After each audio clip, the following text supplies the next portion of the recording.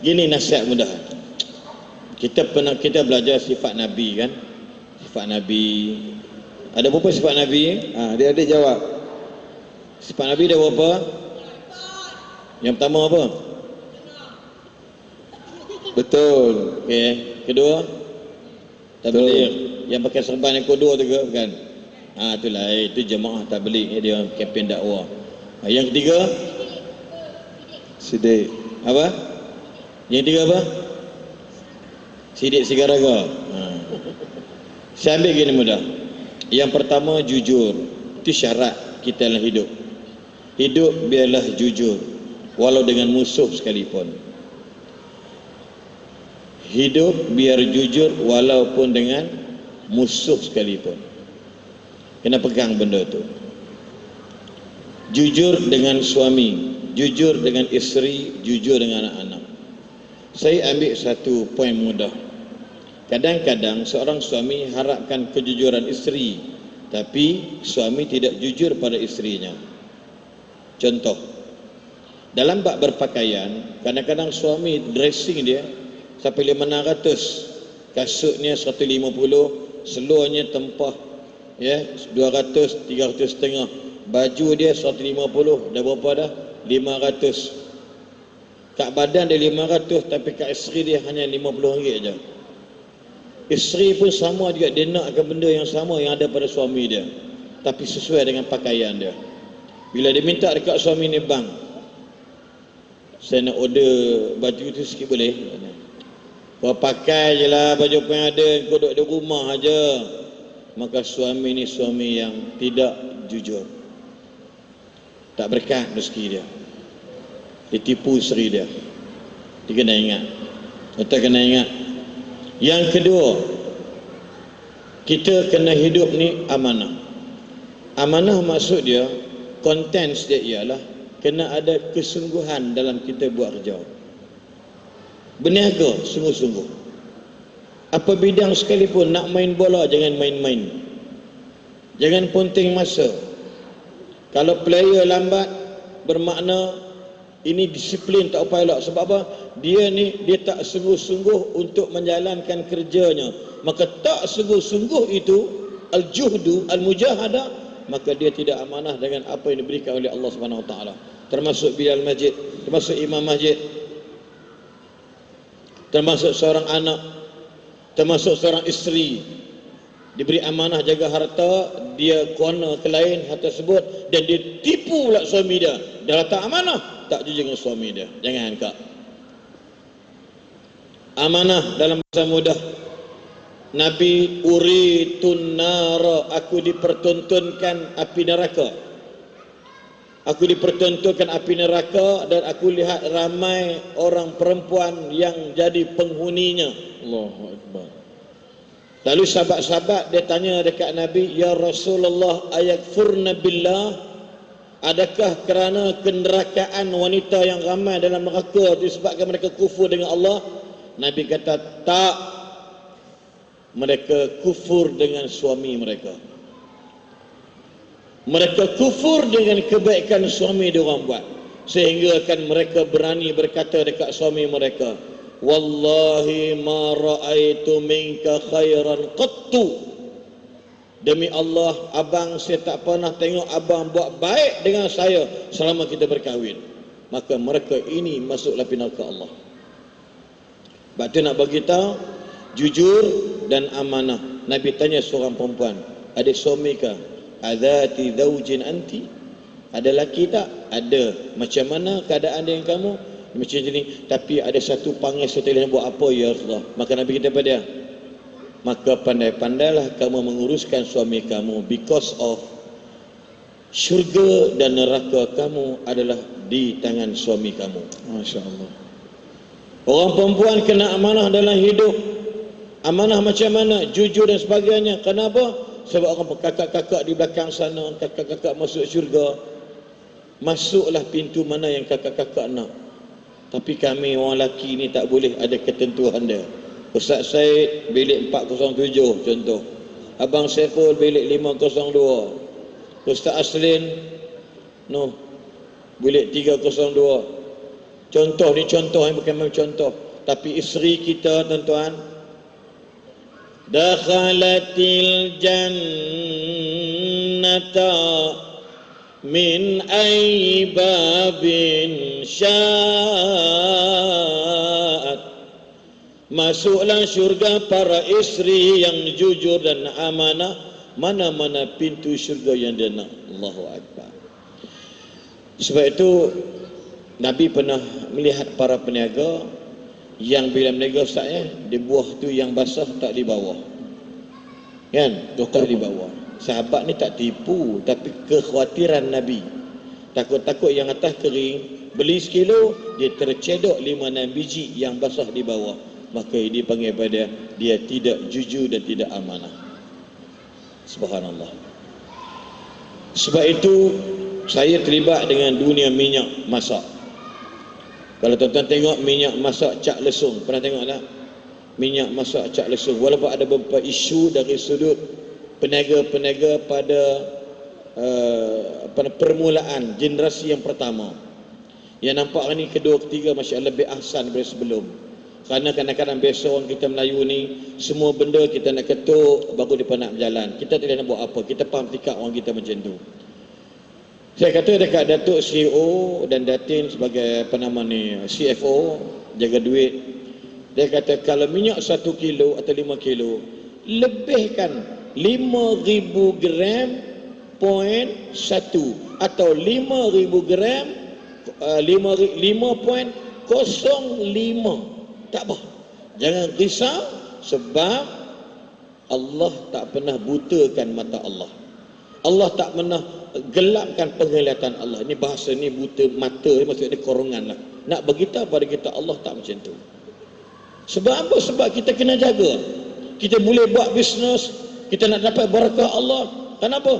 Biarlah walaupun dalam bahasa mudah kita lebihkan untuk orang. Jangan tunggu orang buat lebih kat kita, tapi yakinlah wa ahsin kama ahsanallahu ilaik. Buat baik dengan orang, bukan pasal orang buat baik dengan kita, tapi buat baik dengan orang. Sebab baik Ustaz Syam, baik Abang Saiful Lapek, sebab Allah buat baik dengan saya kerana memperkenalkan mereka adalah sahabat saya. Allahu Akbar. Dan yang ketiganya tabligh. Tabligh ni nampak banyak penyampaian, tapi kita punya kredibiliti kita, kekerismaan kita. Sebab tu Nabi, tabligh Nabi, susuk tubuh Nabi tu orang minat dengan Islam. Once upon a time, tengok anak Yahudi pernah berkhidmat dengan Nabi. Dia sakit, nazak dan nak mati. Nabi pergi ziarah dia. Dia tengok Nabi, ayah Yahudi hak lawan Nabi tu duduk sebelah. Dia tengok Nabi. Nabi kata, ya bulan, ngucaplah. Very simple. Nabi mungkin tak sebut masa dia kerja dengan Nabi, tapi Nabi usaha. Tapi barakah kerana susuk tubuh Nabi itu berikan kebahagiaan pada orang walaupun musuh Nabi.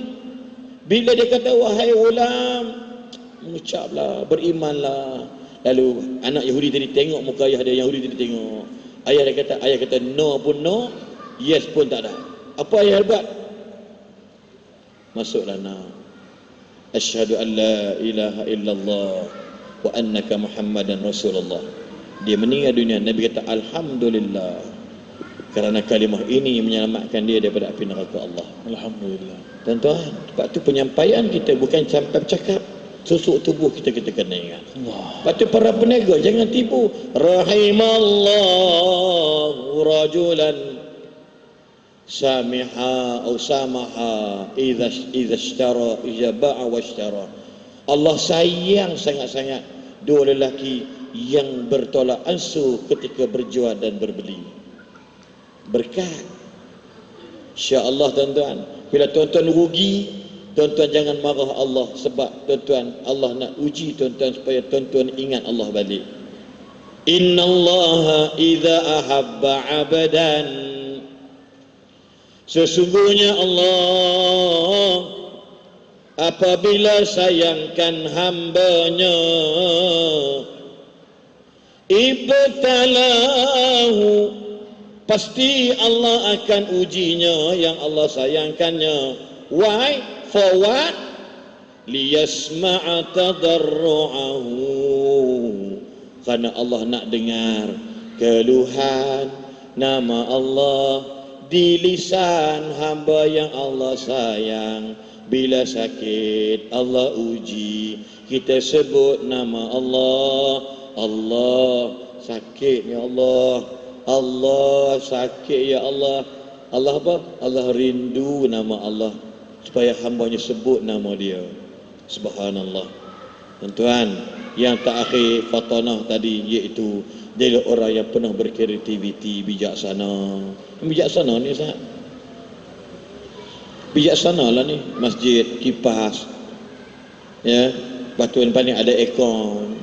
InsyaAllah. Ada setengah orang tu dapat aircon, dia tak jaga Ustaz. Waktu subuh, hujan turun lebat daripada pukul 1 pagi sampai 5 pagi. Sejuk gila dah. Yang bila tu memang cap ayam. Bila ni pergi buka aircon tu 16 darjah Celsius. Pak Imam tu balik rumah duduk dalam tandas dekat sejam sebab kencing tak keluar air. Sebab air kencing beku. Kalau dah pagi buta hujan turun lebat, tak payahlah buka aircon banyak-banyak, betul tak? Kerana imam ni mungkin, bila ni mungkin dia tak belajar, maka dia tidak ada innovation, dia tidak ada creativity dalam dia punya kerja. Kita kena ingat. Sama juga kalau bilang kan, kalau dia ada kreativiti dia kecil, walaupun gaji dia 800, azan subuhnya Allahu Akbar, Allahu Akbar, asyhadu an la ilaha illallah. Dia kreativiti, dia belajar. Sedap suara tak tahu mana, tapi dia teringin kerana ini tanggungjawab dia, ini amanah dia, dia kena jujur dengan jawab dia. Masa zuhur pula Allahu Akbar, Allahu Akbar. Sebab zuhur dia panas, dia kena pendekkan cepat sikit. Asar Allahu Akbar, Allahu Akbar. Asar. Masa maghrib Allah, situ saja pun 2,000 bayaran. Allahu Akbar, Allahu Akbar. Aisyah pula Allahu Akbar, Allahu Akbar. 5, gaji 800 bang. Berkat sebab ada kreativiti. Dia kata raja sedap-sedap, gaji 600. Jangan. Kalau boleh letak jawatan bagi orang lain. Ni start subuh Allahu Akbar, Allahu Akbar. Kata zuhur Allahu Akbar. Itu gelak pada azam jadi apa? Saya dulu, ustaz saya abang saya pun suara ada tapi tak pandai mengazan. Zaman kita mengaji conventional school, ustaz saya menjaga agama, kita azan hayya 'alas solat, sedap tu. Bila balik Pakistan, saya buat hayya 'alas salat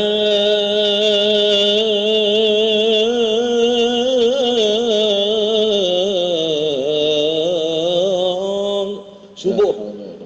Lepas azan, motor orang kampung, cucu dia bawa nenek tua dah meninggal dah, orang kampung saya. Dia main tengok, Assalamualaikum, mata dah kabut. Saya balik Pakistan. Hari pertama tu saya kok di kampung saya, dia kata apa?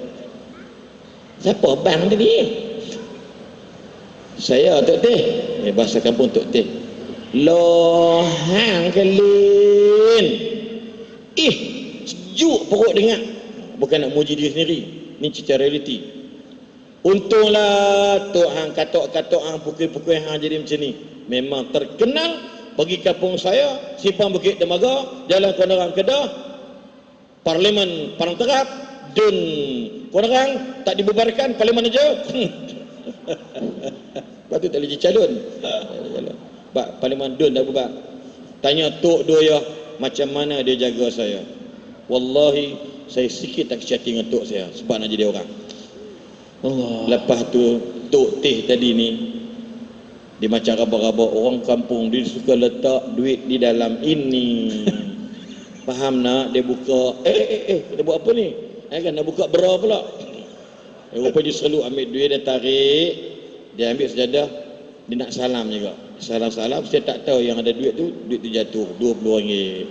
Dia kata, Tok boleh bagi banyak ni lah. Hang nak kata hang nak pergi Pakistan pula. Ya Tok Teh, doa no. Tak apalah, ambil RM20 hang belanja makan. Tuan-tuan nak beritahu, dia orang sonok tuan-tuan.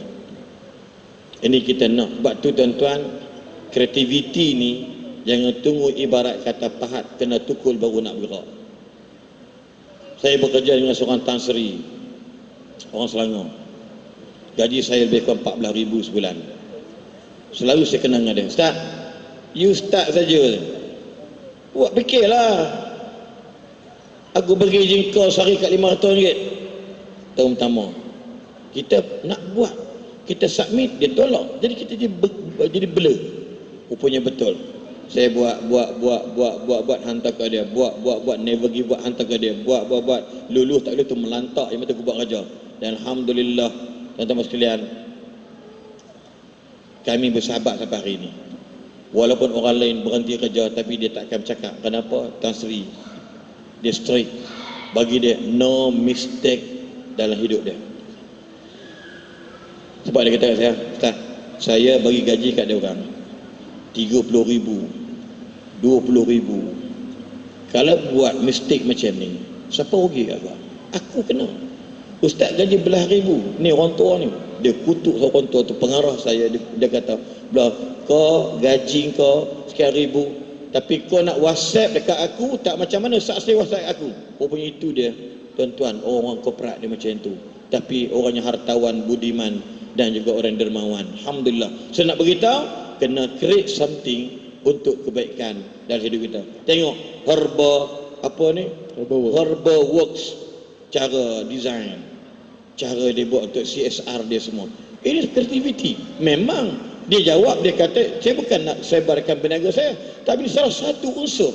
Tuan-tuan, pedagang-pedagang Arab, pedagang Muslim India mari tanah Melayu kerana tabligh dia orang, fatanah dia orang Hindu di Melaka boleh masuk Islam. Tak apa-apa, akhlak kebaikan dia orang. Itu cukup dah, insya-Allah. Wallahu a'lam.